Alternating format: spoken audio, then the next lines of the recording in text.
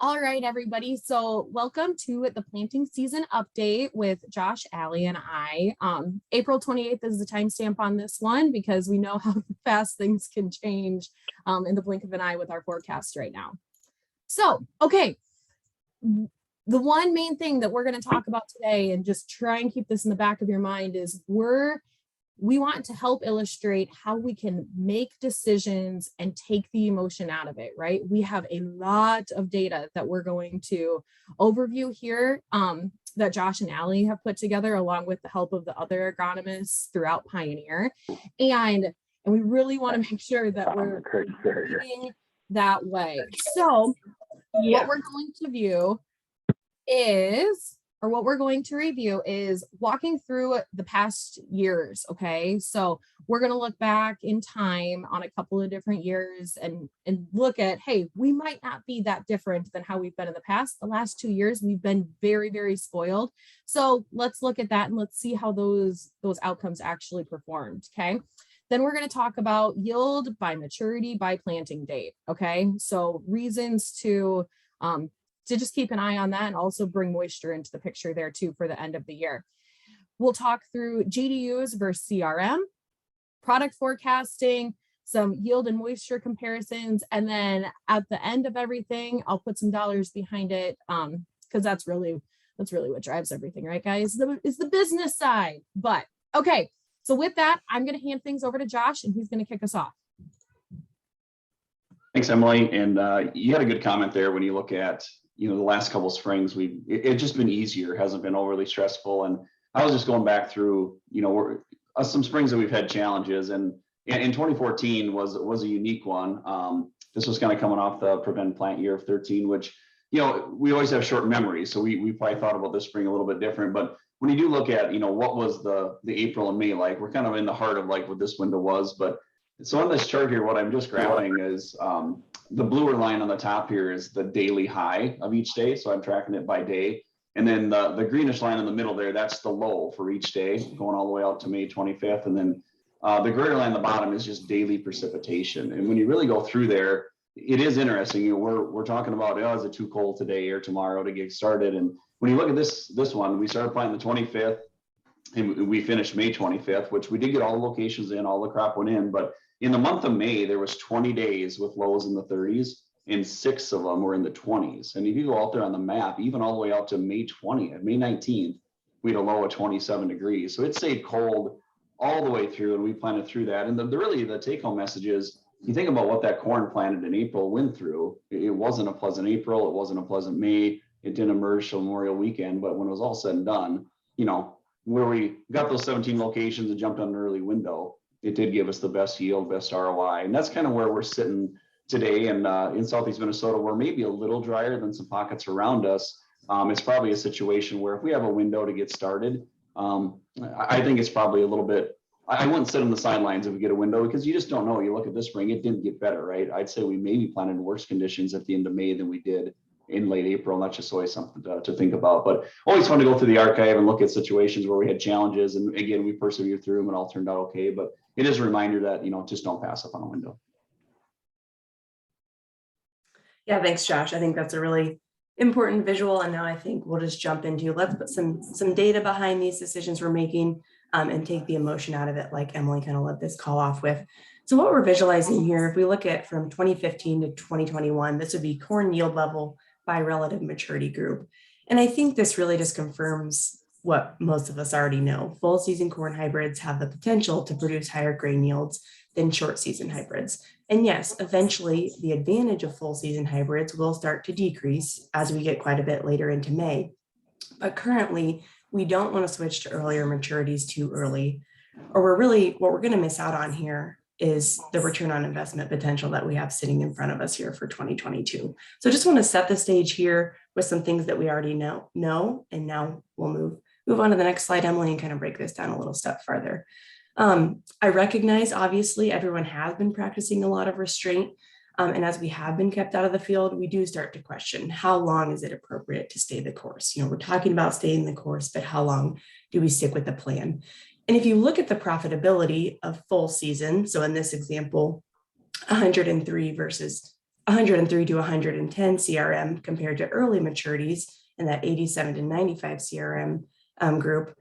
This would hybrids by planting date. This tells us that we should plant full season hybrids until about the 25th of May, because switching to an early maturity hybrid prior to this point could potentially reduce or result in reduced profitability. So that's what we don't want. We do not want reduced profitability.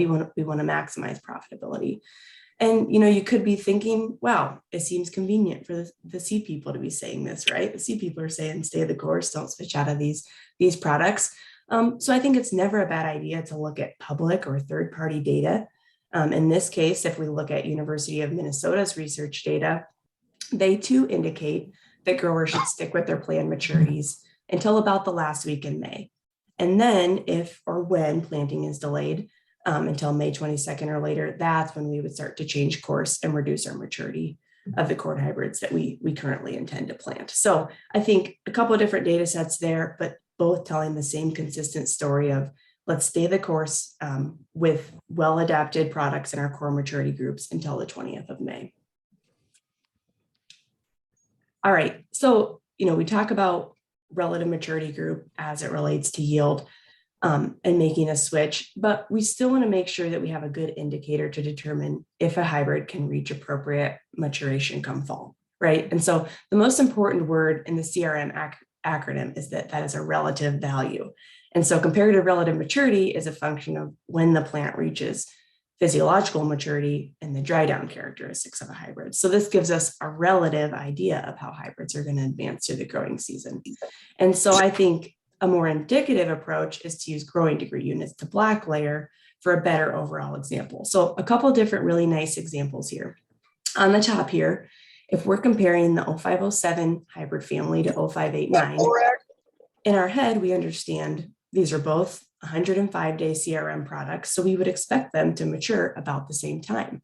But if you look at GDUs to physiological maturity, 0507 is 2450 and 0589 is 2600. That's 150 GDU difference. And what that equates to in days is that 507 will reach physiological maturity about 10 days earlier than a product like 0589.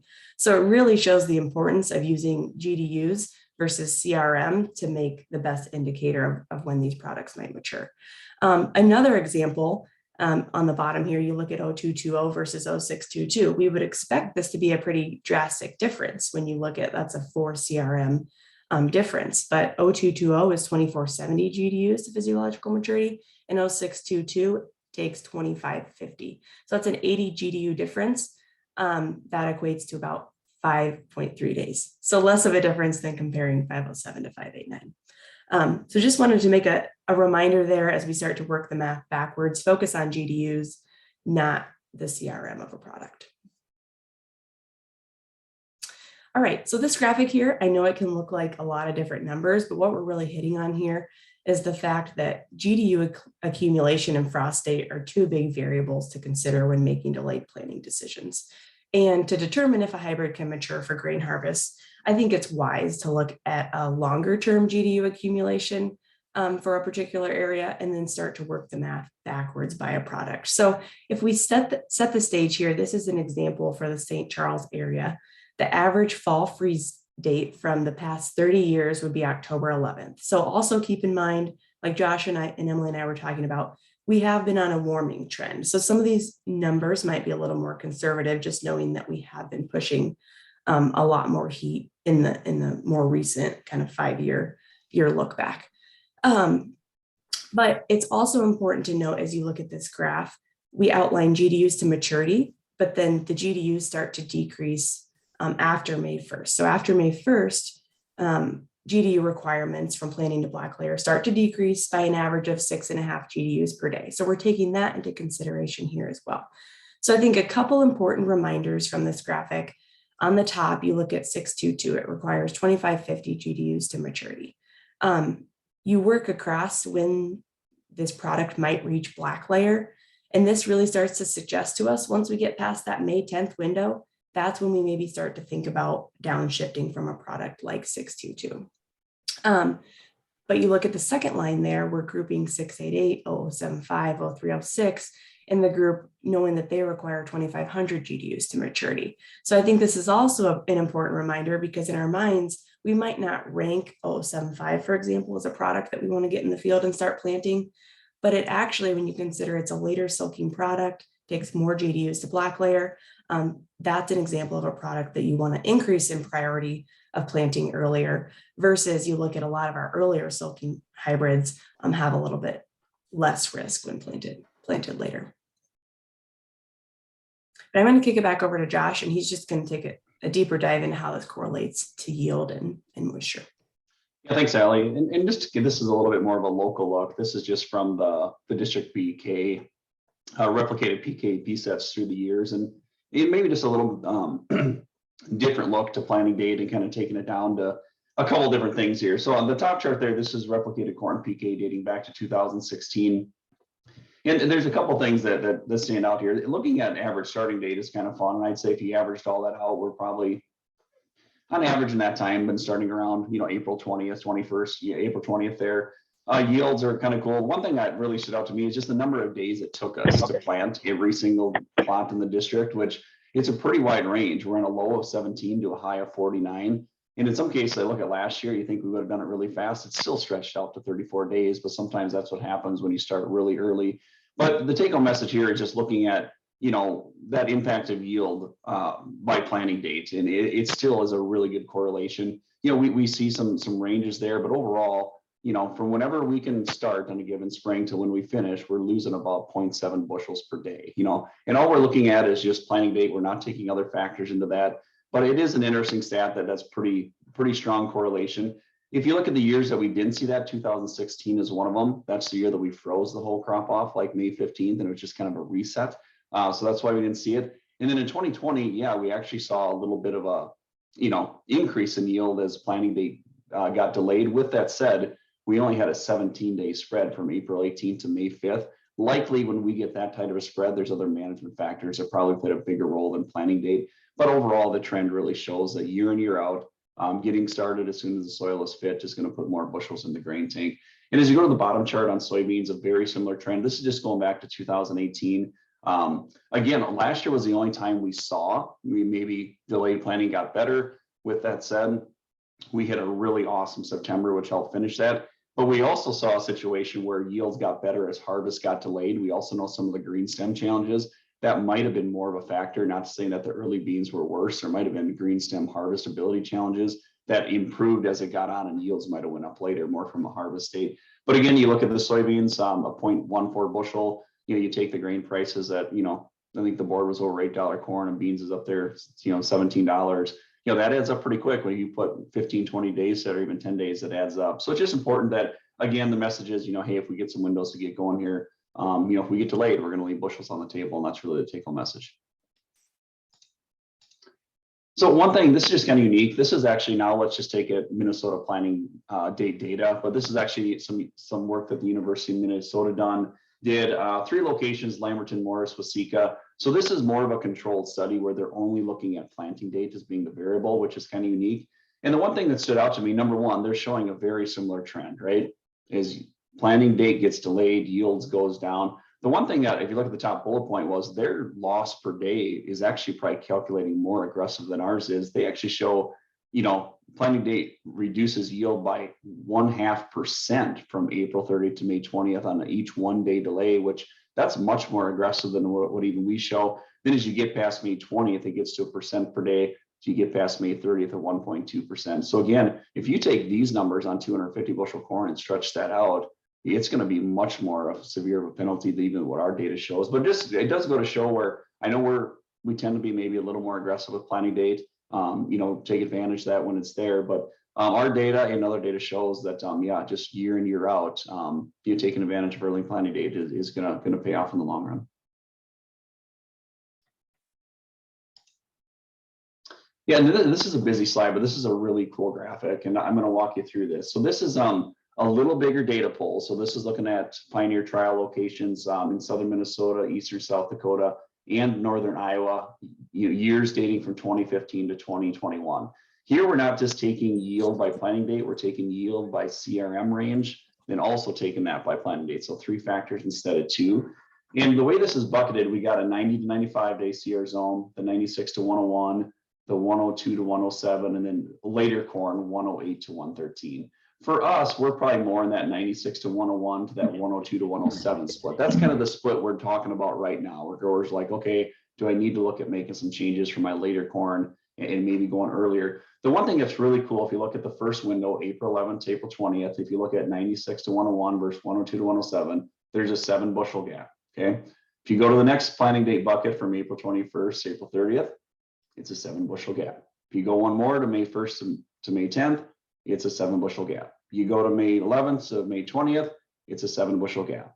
Once you get past May 20th, just like we showed in that other data where it crosses over when you get close to the 22nd, that's where we see that narrow up. And that's also the stage where now we got a 4 bushel gap instead of a 7 bushel gap that you could start looking at delayed maturity, moisture, drying costs, ROI, where that line is going to start to cross. Maybe not from a yield standpoint, but from an ROI standpoint, it's going to cross. But again, if you also look at moistures, the moistures still stay pretty solid. In some cases, you'd almost say the moistures stay stable, or in some cases, actually their steepest curve is maybe earlier. But if you really look at the data, sometimes partially because we're going to start on the earlier planting according to harvest first, the harvest moisture might not be as big of a gap as you think. It will be real on a given day, but as the fall progresses, some of that takes care of itself. And those later hybrids, we also got better agronomics in late stocks that might give us a chance to take advantage of some natural dry down. But really cool slide there that kind of just reconfirms all those charts in a little bit more dug in data to really between now and May 20th. There's really no reason to hardly make any changes, except for, like Ali said, maybe 062 after May 10th. That gets to be probably a real conversation. All right, guys. So we're going to take this down to an actual dollar figure now for you, because I know talking about where dryer gas prices are, it's a big concern, right? But what we built out here, and Jay Zilski, I see that he's on, and he's helped us through this math as well. So we're going to walk through this and show you just what the difference in a longer season product might be to a shorter season if you have obviously that moisture difference. So we've tried to be really, really conservative with our numbers, tried to go to the most extreme situations in this scenario. So hopefully it can narrow back and it would be even a little bit tighter than what this shows. Okay. So we're working with a couple of different things here. So $7 per bushel corn price, and then LPA 205 per gallon. The 7 bushel difference between full season adaptive hybrids. So we're talking, for this scenario right now, 200 bushels per acre is for the right around 100 day, just under 100 day hybrid. And then 207 bushels for the adaptive full season hybrid. So probably around 105 day. Okay. Let's say that there's a 3-point moisture difference. And in the data that we were just showing, that's probably to the extreme side of that difference that we would be having right there. But we wanted to play with, that big of a difference. Okay. So let's say that the LP gas plus electricity, it costs 12 cents to take down 3 points of moisture. So just that difference right there, that'd be 4 cents for 1 point of moisture then. And your additional drying cost, when you do that math on 210 bushels, it's an additional $25.20 for additional cost. Okay. So when you have that plus, then you take your $7 a bushel times 7 bushels is $49 more for marketable corn, right? The bottom line in this is that there's $49 per acre more grain minus the $25.20 for additional drying costs is about $23.80 an acre for the fuller season advantage. Okay.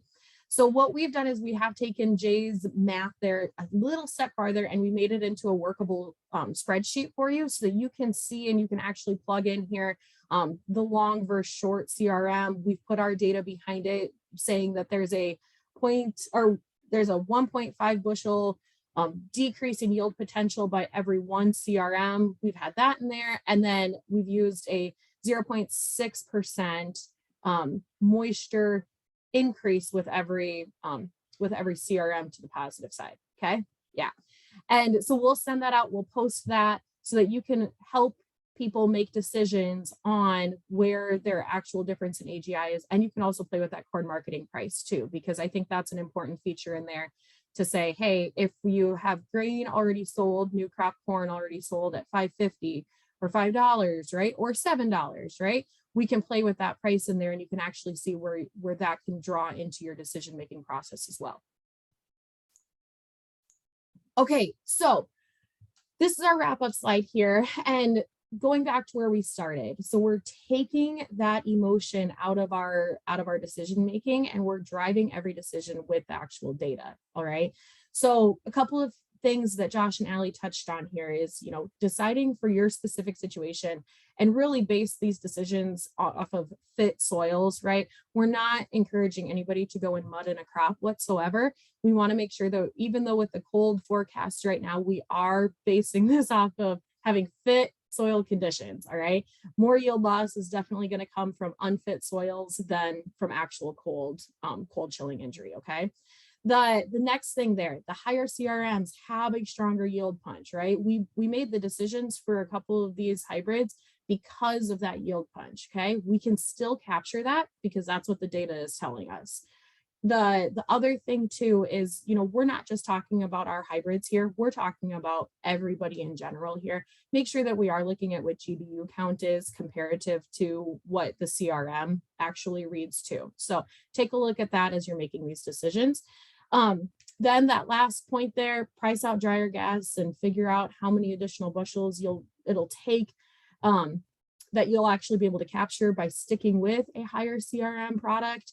And I think that everybody will be surprised when you actually start to run those numbers. So with that, we have a couple of minutes here for questions. So we want to open it up to everybody if anybody has anything that they'd like to ask.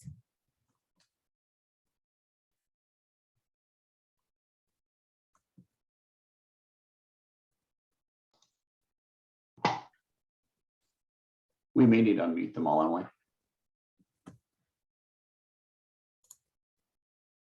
Okay. Let me figure out how I do that.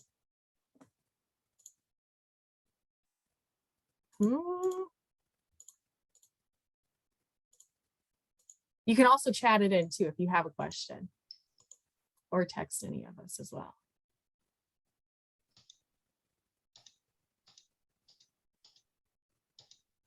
Okay, while people are thinking of questions here, Josh, Allie, any final comments on the soils and making sure that they're fit?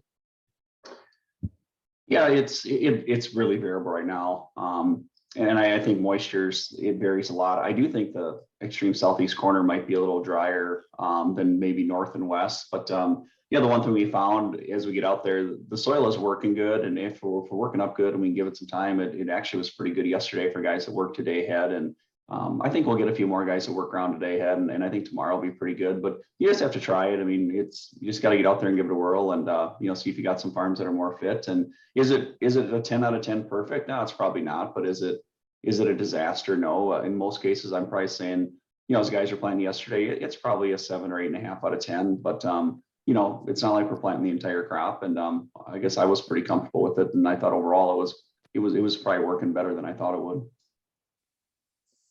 Awesome. Allie?